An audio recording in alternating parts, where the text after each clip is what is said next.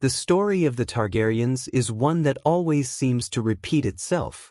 It is a tale of fire and blood, of great queens who dreamt of the Iron Throne, of dragons soaring over cities, and of hearts filled with both hope and destruction. When people speak of Rhaenyra Targaryen and Daenerys Targaryen, they often see them as two different women separated by hundreds of years. But if you look closely, you will see that their lives almost mirror each other, as if history itself was playing the same song again, only with different notes. What happened to Rhaenyra seemed to echo again when Daenerys rose to power, and the wheel of fire and blood turned once more. Rhaenyra was the first woman who tried to sit on the Iron Throne, not as a queen consort but as the true ruler of the realm. Her claim was strong, her blood was pure, and her father had wanted her to rule after him. Yet the world was not ready. The lords of the realm whispered that a woman could not sit on the throne. They looked for excuses, for another choice, for a man who could lead. This doubt led to the Dance of the Dragons, a war so brutal that it ripped apart the Targaryen family, burned cities, and killed the very creatures that gave the family its power. In the end, Rhaenyra did not win. The throne cut her, rejected her, and swallowed her whole. Her story was one of tragedy, but also of warning. Centuries later, Daenerys came into the world with the same fire in her blood. She was exiled, weak, and powerless at first, yet her destiny was great.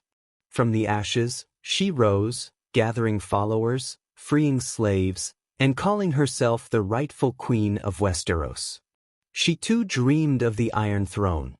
She too believed that it was her birthright. Like Rhaenyra, she had dragons by her side, symbols of her strength and her claim. She was seen as the breaker of chains, the mother of dragons, and the one who would end tyranny. But just like with Rhaenyra, the throne would not come easily. It is almost as if the blood of the Targaryens is cursed to repeat the same struggles. Both Rhaenyra and Daenerys were women who carried fire in their veins, yet the fire was both a blessing and a curse. With their dragons, they inspired awe and fear. People followed them with loyalty, but others hated them and plotted against them. Their wars were not just about winning battles, but about proving that a woman could rule a kingdom built by men. Rhaenyra's war was filled with betrayal. People she trusted turned their backs on her. Even her own family was torn apart.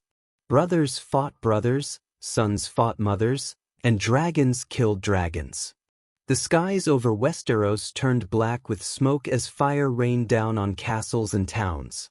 The people suffered most of all, caught between two sides of the same family. And as the war dragged on, Rhaenyra's claim weakened. The more she tried to hold the throne, the more it slipped from her fingers. Her death was cruel, almost symbolic of the way the throne rejected her. The queen who thought she was destined to rule was instead devoured, a victim of the very power she fought for.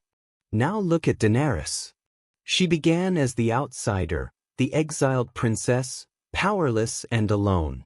But slowly she built her strength, just as Rhaenyra once did. Her dragons gave her legitimacy, and her victories gave her confidence. She believed the world would welcome her once she returned to Westeros, but instead she found suspicion, politics, and betrayal waiting for her. Just like Rhaenyra, she was told that her claim was not enough. Men stood in her way, whispering that she was dangerous, that she was not the ruler they wanted. The more she fought, the more resistance grew. The more she trusted her dragons, the more the world feared her. In both stories, the dragons themselves seemed to be symbols of fate. Rhaenyra's war killed most of the dragons, ending the Age of Fire. Daenerys' conquest began with the rebirth of dragons, yet it ended with their destruction once more. Fire gave power, but it also burned everything around it. The skies of King's Landing turned to flame when Daenerys unleashed her fury, just as they did when Rhaenyra's followers set fire to their enemies. The people screamed, the cities burned, and the world remembered that dragons bring not just awe, but also death. Suspense lingers when you ask the question, was Daenerys doomed to follow Rhaenyra's path from the very beginning?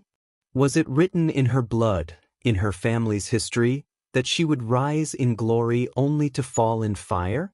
Many fans believe that the throne itself rejects Targaryen queens.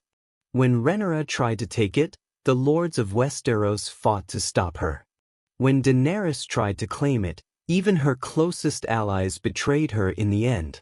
Both women were powerful, but power was never enough to change the course of history. It is chilling to think that Daenerys might have known her family's story. The tale of Rhaenyra was not forgotten. It was whispered across generations as a warning. Yet even with this knowledge, Daenerys repeated the same mistakes. She trusted her dragons more than the people. She used fear when love began to slip away. She allowed anger and vengeance to guide her hand.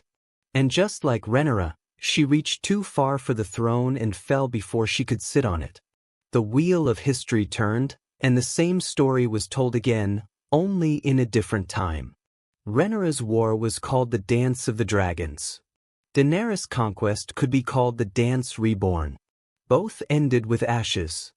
Both ended with broken dreams.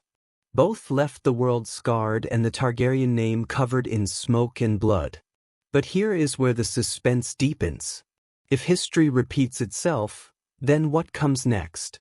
Rhaenyra's war ended the dragons for generations, but Daenerys' war ended with one dragon flying away into the unknown. Was that the final twist, a way for the story to continue once more? Was Drogon carrying not just Daenerys' body but also the fire of her family's legacy, waiting for the day it would rise again? The connection between these two women is haunting. They were both dreamers, both believers in destiny, both willing to burn the world if it meant claiming what they thought was theirs. Yet the throne was never just about blood or dragons. It was about the will of the people, the politics of lords, and the unseen forces of history itself. The throne seemed alive, almost cursed, rejecting them as if it could not be ruled by their hands. In the end, the tale of Rhaenyra and Daenerys is not just about two queens. It is about a cycle of ambition, power, and tragedy that repeats itself whenever fire and blood rise to claim the Iron Throne. It is about how history punishes those who do not learn from the past. And it is about how the greatest dreams often come with the greatest price. When you think of Rhaenyra's burning ambition and Daenerys' fiery conquest, you cannot help but feel the shadow of fate looming over both. The suspense lies in wondering if their downfall was their own doing or if it was something much greater, something written in the stars long before they were born. Perhaps the Targaryens were always cursed to destroy themselves. Perhaps the Iron Throne was never meant for fire and blood. Or perhaps the story is not yet over, and one day another queen with dragon blood will rise again, facing the same cruel question. Will she break the cycle, or will fire and blood repeat itself once more? And so, the fire burned twice, through Rhaenyra and through Daenerys, leaving behind only ashes and whispers of what might have been. But history has a way of repeating itself, and the wheel of fire and blood may not be finished turning. What do you think? Was Daenerys doomed to walk the same path as Rhaenyra, or was it her own choices that sealed her fate? Let me know your thoughts in the comments. Don't forget to like, subscribe, and hit the bell for more interesting videos.